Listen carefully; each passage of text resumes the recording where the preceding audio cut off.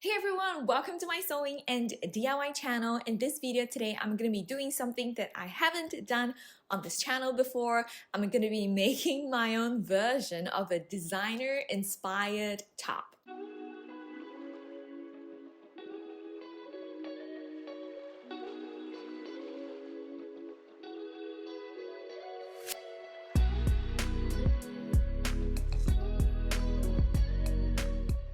If you had watched my video on my spring and summer sewing plans, you probably know exactly where this is going. I'm going to be making my own version of the Cult Gaia Orli top. I'm going to be showing you how I drafted the pattern using my own body measurements, and I'm also going to be showing you how I put the pieces together to make the top. Now, because this is my first time making the top, and thinking is not quite the same as doing, there were some hiccups along the way. I will be explaining my mistakes as I go along, but by the end of the video, you should have a pretty decent idea on how to make the top for yourself using your own body measurements. So let's go and make some magic! So here are the key design elements that I considered when I drafted the pattern. Front, back, left, and right pieces are literally the same pattern piece. It's quite a bit of gathers around the neck and along the bottom. Quite a bit of excess length of ties left on the back of the top. Also, there's this interesting side seam detail where the side seam is actually left open, but just the top bit, just like say 2 inches, is left stitched together from the bottom of the armhole. At first, I also thought about finishing the armhole edge and sewing the channels for the ties using bias tape, but looking at the photos more closely, it seems like the channels are created by stitching the main and the lining pieces together, and so that's what I'm going to be doing as well. And also, I think one of the other key design elements is the lace faggoting that is parallel to the armhole edge. So this is after all just supposed to be like a fun little DIY project for me. I'm not trying to make like 100% copy of the Cult Gaia Orli top. So the main thing that I'll be changing is omitting the lace faggoting detail, but I will be making a mock faggoting detail by using embroidery stitches that I have on my sewing machine. I think that's going to be an interesting take on the faggoting detail. To draft the pattern for the Cult Gaia top, I started by taking the following body measurements. The front length from my neck to my waist, around the fullest part of my bust, my shoulder length, and my armhole height. I drafted the pattern by first drawing a rectangle. The length is the front length plus 2.5 inches for the extra length of the ruffles, and the width of the rectangle is the width around the fullest part of the bust divided by 4 multiplied by 1.5 for the gathers. Then I drew a triangle on the top right hand corner where this is the shoulder length and this is the armhole height. I also marked out a line where I want the mock faggoting to be, which is about an inch from the edge of the armhole. And also, I marked out the channels for the ties. I marked the channel for the neck an inch from the edge and the channel at the bottom 1.5 inches from the bottom. And of course, I added 5/8 inch seam allowance all around after drafting the pattern. Again, I just want to highlight that I already made some mistakes and I'm going to be explaining them along the way. It makes more sense this way, so don't miss the drafting summary at the end of the video. The fabric that I'm using for this project is a $3, almost kind of like a sage green full sheet that I found in a thrift store. To save some time on cutting, I had my fabric folded so I could cut 2 pieces at one go. I cut 2 pieces first, then flipped the pattern over and cut 2 more.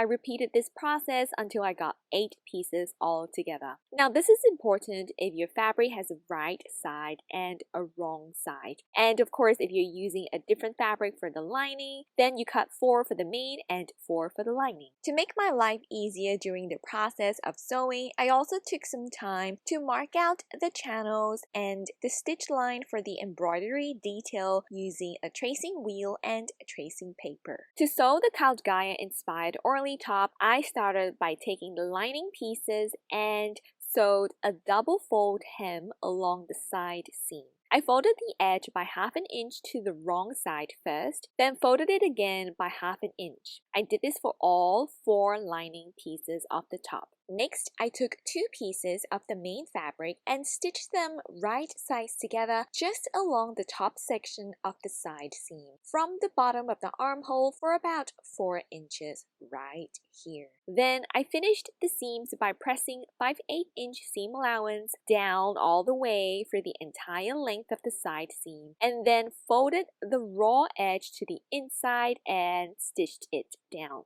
At this stage, I had my main pieces looking like a pair of wings, like this.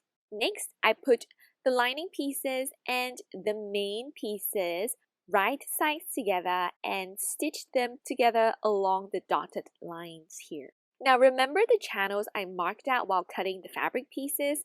I skipped those little sections and backstitched before cutting the thread each time. After that, I clipped the corners and turned the piece inside out. To make sure the lining doesn't peek out from the front, I understitched the lining as much as I could along these edges. If you have been wondering why I chose to have an opening along the side seam between the main and the lining layers, this is one of the reasons. The opening is the only way that I can have access to the inside to do the understitching. When doing the understitching, I made sure that the seam allowance is folded towards the lining. This is my main fabric and this is the lining piece, and you can see the seam allowance here, it's folded towards the lining fabric. And the second reason for having the opening? Try to take a guess. I will show you at the end of the video when I put the top on. Again, I avoided sewing the channels shut. You won't be able to understitch the entire length of the edge, and that is totally okay. Next, I stitched the channels by sewing straight stitches through both the main and lining layers. At this stage, I had 2 wings, which is basically the left and right sides of the top, with each piece looking like this. Okay, we are officially in the problem zone. Well, I kind of expected it because this is a project that I kind of just dreamt up in my head and planned in my head, did not make a muslin or anything. The biggest thing is armhole height. I should have added an inch of ease. I'm sorry, I keep fiddling with this. I need to kind of maybe lower it a little bit. Can you see? I don't know if I should go on. I have thought long and hard about it. I truly have to lower the armhole height just by like an inch, I think. Because I'm already at this stage of putting everything together and doing the understitching and all that kind of jazz. I have to do something dodgy, and this is how I'm gonna do it. Okay, just so you don't get any surprises, this is not my first dodgy sewing correction for this project. Hang on tight because I have more. So I fixed the tight armhole by unpicking about 1 inch from the top. With this correction, the original armhole edge also has a steeper line now. So here is the original line and here is the revised line. Then I turned the piece right sides out again and it looks just like before except with a lower armhole. Next, I began to make the ties for my top.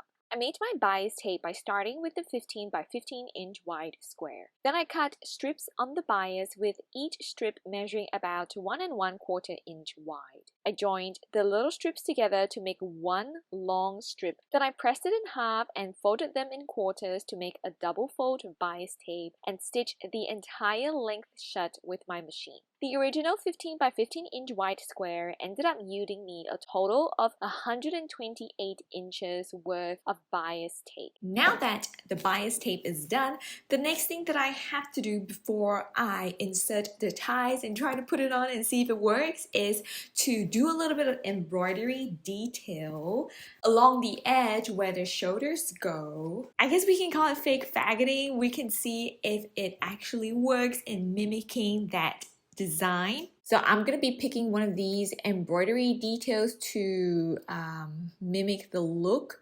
I'm thinking about this diamond shaped one or this honeycomb one that's kind of cute, or Greek keys. I think I'm gonna just test it out and see which one I like better. after testing out the stitches, I ended up choosing this square embroidery detail. And holy moly, I was so impressed by the way it turned out. It truly came out looking like the mock faggoting detail I imagined without any of the hassle of actually sewing lace faggoting. Final step, I threaded the ties through the channels with the safety pin in this manner.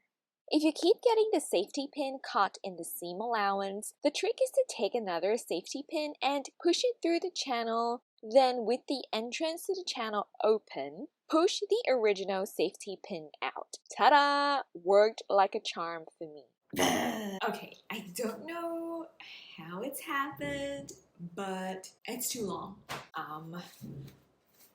And so to fix it, I am going to do something dodgy once again. I'm gonna just fold it in like this and stitch it up. Like, I think I could still fix it. I think. I don't know how I feel about this project now. Okay, let's go fix it. Oh my gosh, it's actually like this much more. This 2 times 2, 4 inches too long. So it seems like I had a massive brain fart right at the beginning of doing up this top, and I kept thinking that the front length is meant to be from the neck to the waist when it's supposed to be from the neck to the under bust. I didn't really want to go into a lot of unpicking, so I removed the extra 4 inches by folding it and stitching it really close to the upper line of the bottom channel. And then with that flap, I actually added more of the fake faggoting that I did along the armhole, and then I cut the excess off. Of note, the Cult Gaia website also states that the top is actually 13 inches long, and apparently that's the same for all sizes, which seems a little weird to me. Like, regardless of the size, if you have bigger breasts, I feel like you need a longer front because you need more room for your boob. Yeah. And also, I think maybe multiplying the width by 1.5 is a little bit more than what Cult Gaia did. I feel like Cult Gaia maybe only multiplied the width by 1.2. I do feel like I have more gathers than the Cult Gaia version, but I'm not complaining. I actually like the way this looks. I also ended up unpicking more of the side seams, so I ended up with actually only just 2 inches worth of the side seams stitched together. You might also be wondering why I decided to have an opening along the side seams.